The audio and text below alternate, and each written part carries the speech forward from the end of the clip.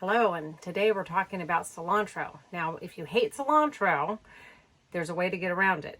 This is much more potent if you cook it. So take the whole plant, chop it up, and throw it in some hot water and simmer it for 15 minutes and then let it sit and cool off. And then you can use the water, which is now full of its extract, in your smoothie. And the ingredients in the smoothie that strawberries, bananas, whatever you use will help cover this taste, because your taste buds can usually adapt to any kind of food except cilantro. It either tastes like soap and you hate it or you love it. If you can tolerate having the cooked plant in your smoothie as well, that would be even better. All right, so what's important about cilantro? It is a heavy metal chelator. It is not the best heavy metal chelator in the world. The best ones are garlic, milk thistle, and turmeric. But we're not here to talk about all that. That's another video. But this is a heavy metal chelator, kind of in the medium range.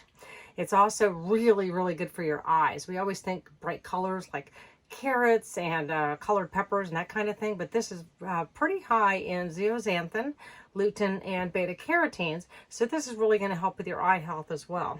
It's an antifungal, an antioxidant, an anti-inflammatory, and a painkiller. It works on the opioid system, just like our opioid drugs do. No, it's not going to have that kind of knock it out of the park thing, but it will help, bring down the inflammation and help with your pain with cilantro. Now remember, the stems are the part that has the medicine in it. This is going to have the phytochemicals that boost your immune system, and this is going to have the mineral part of it. So just chop this little end off and use the whole plant. I will make this as my lettuce oftentimes and eat just that as my lettuce. I love this stuff. It's really good for you. How much do you need? There's no evidence to say how much you need or don't need, but I would start with no less than a tablespoon a day.